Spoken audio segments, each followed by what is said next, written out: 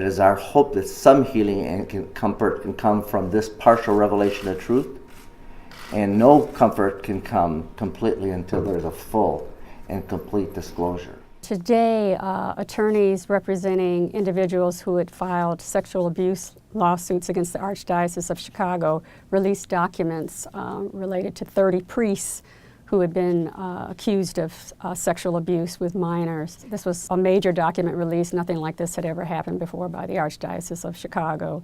But the documents showed that in many instances, priests who had multiple allegations of sexual abuse against minors were moved sometimes to different parishes, and the parishioners didn't know about the allegations of abuse.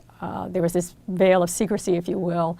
Leaders within the church knew that there had been allegations made, but the people in the parishes didn't necessarily know.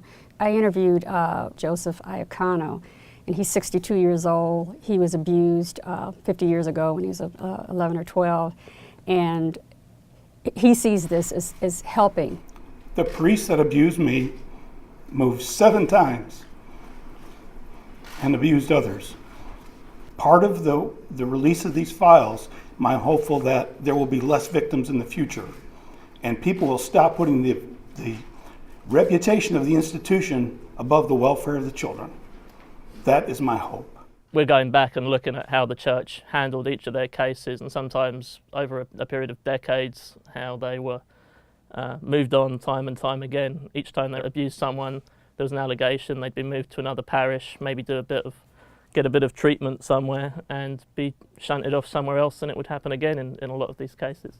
It typically would show up as a letter, a complaint from somebody, a letter from a priest saying, parents are starting to talk about this guy, there was rumors about him.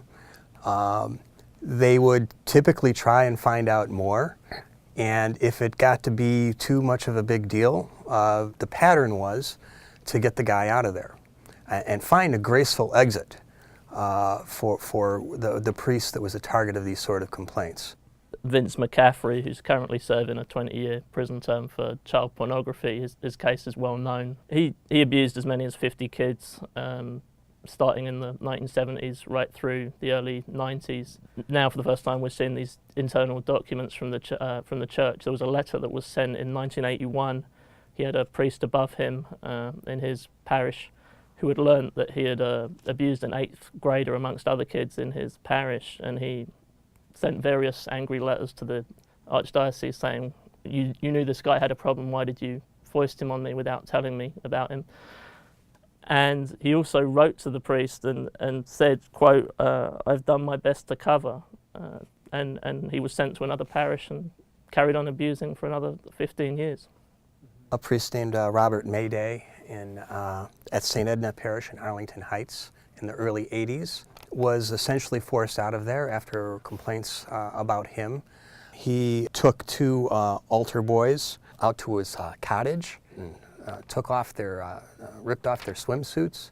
When this came out, he was placed in an interim position, taking care of another parish where the priest was sick.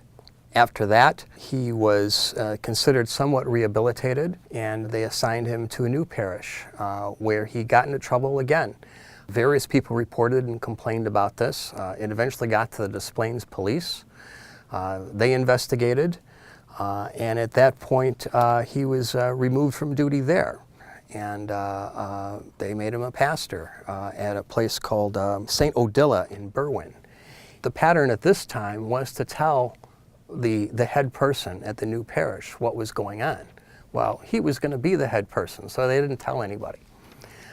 So parishioners were a little bit surprised when 4 or 5 months later he was indicted and wound up going to trial and going to prison.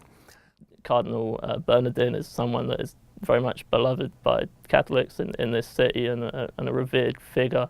But if you look at some of the letters that he wrote and the memos he's involved in these files, he didn't always act as decisively against these people as he should have. There's letters to people that have been court time and time again, and he's writing them friendly, nice letters saying, I'm looking forward to you doing more excellent work as a priest. And they were worried about media and media finding things out.